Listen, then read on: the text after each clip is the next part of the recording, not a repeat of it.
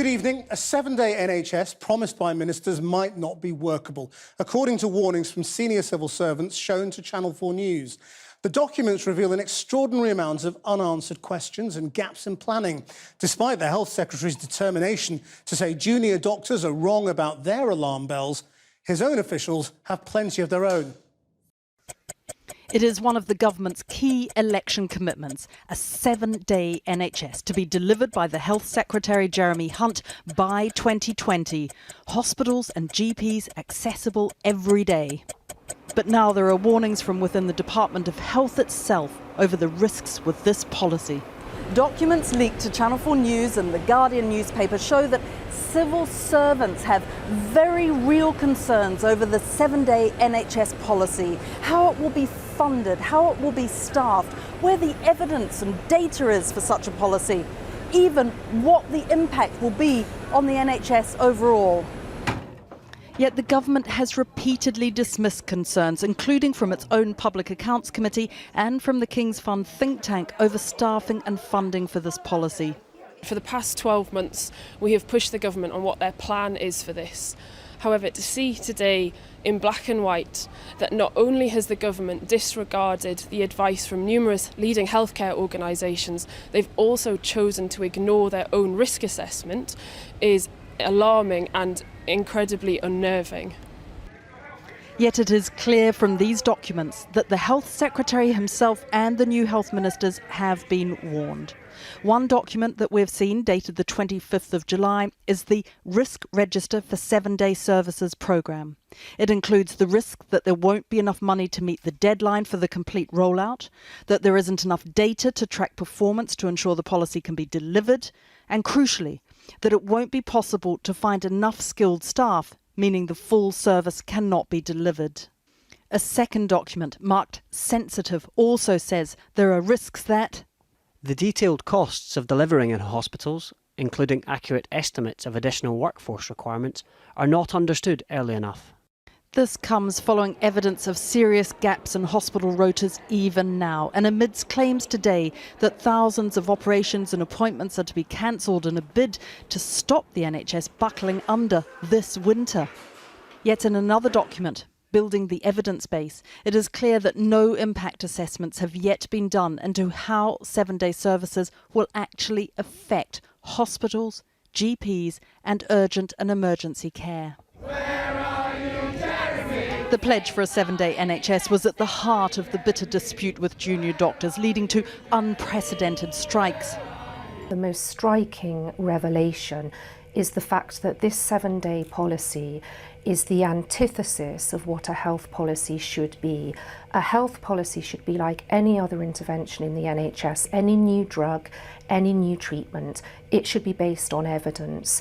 It should not be a triumph of spin and rhetoric over the evidence. It should be grounded in facts, in academic papers, in research, because only then can you be confident that the policy is actually going to do good for patients and not harm. The Department of Health said, over the past 6 years, 8 independent studies have set out the evidence for a weekend effect, unacceptable variation in care across the week. This government is the first to tackle this, with a commitment to a safer 7-day NHS for patients and £10 billion to fund the NHS's own plan for the future, alongside thousands of extra doctors and nurses on our wards.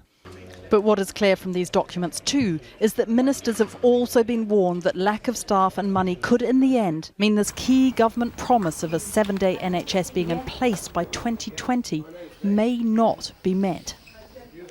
We're joined now by Professor Jane Dacre, the President of the Royal College of Physicians. How surprised are you? I'm not surprised at all.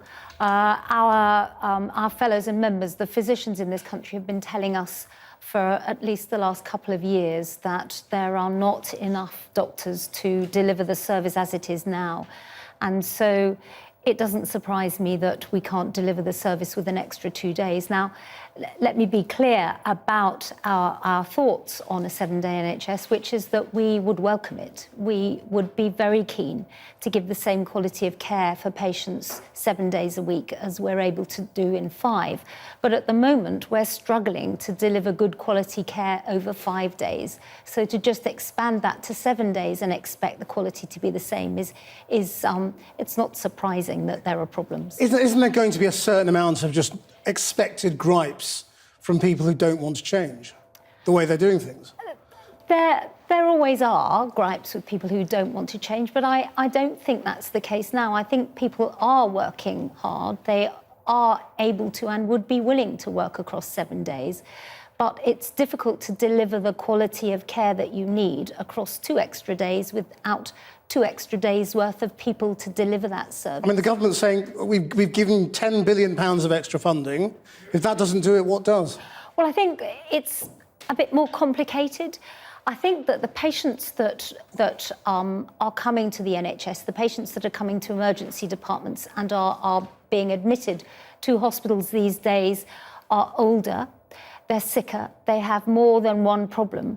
And also, for a number of reasons, the number of doctors available to treat those patients is actually less than has been expected. Now, part of that is because of changing demographic in the workforce.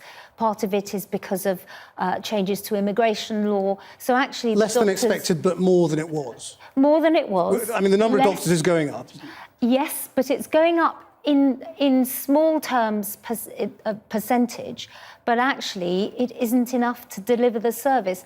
We have seen from surveys that we've done that 40% of new posts for consultant physicians on average were not filled last year.